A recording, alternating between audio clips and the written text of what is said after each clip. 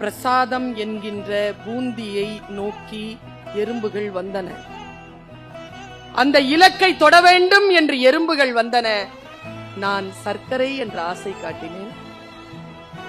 அந்த ஆசையோடு அவர்கள் திரும்பி போய்விட்டார்கள். யாரும் பூந்தி என்கின்ற இலக்கை அடையவே இல்லை.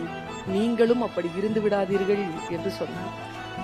பல பேர் ஆசையை அனுபவித்து விட்டு இலக்கை விட்டு விடுகிறோம். ஆசையை அறுத்து விட்டு இலக்கை அடைவதற்குரிய அந்த வாழ்க்கையை நாம் பெற வேண்டும். வாய்ப்புகள் ரொம்ப பெருசுங்க.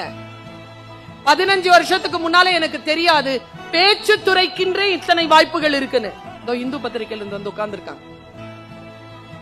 பேச்சு துறையில இவ்வளவு பெரிய ஒரு வாய்ப்பு இருக்குதான் எனக்கு தெரியாது. லிட்ரேச்சர் படிச்சா இவ்வளவு பெரிய வாய்ப்பு இருக்கான்னு எனக்கு தெரியாது. இருக்குங்க. இங்கே உட்கார்ந்து இருக்கக்கூடிய ஆட்கள் இருக்கிறீங்க இல்லையா, இது ஒரு மூங்கில் காடு. இந்த மூங்கில் காட்டில் எந்த மூங்கில் புல்லாங்குழல்? எது புல்லாங்குழலாக போகிறது? யார் இந்த உலகத்தில் எட்டி பிடிக்கக்கூடிய அந்த துறையினுடைய ஆக உச்சத்தை யார் அடைய போகிறார்கள்? கொஞ்சம் யோசிச்சு பாருங்க.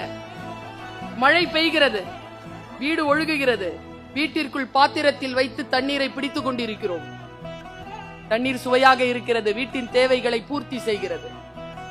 ஆனால் கொஞ்சம் திங்க் அவுட் ஆஃப் பாக்ஸ், கொஞ்சம் வெளியில வந்து பாருங்க, அதே மழைதான் பெய்து கொண்டிருக்கிறது.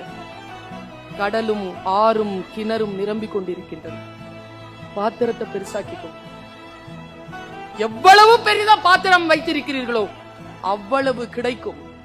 வாழ்க்கையை மிகச் சிறியதளவில் நினைக்காமல் மிக உன்னதமான அளவில் ரொம்ப பெருசா நினைக்கிற மாதிரி நீங்க நினைங்க. அதை உங்கள் காலடியில் அது உங்களை தொடும்.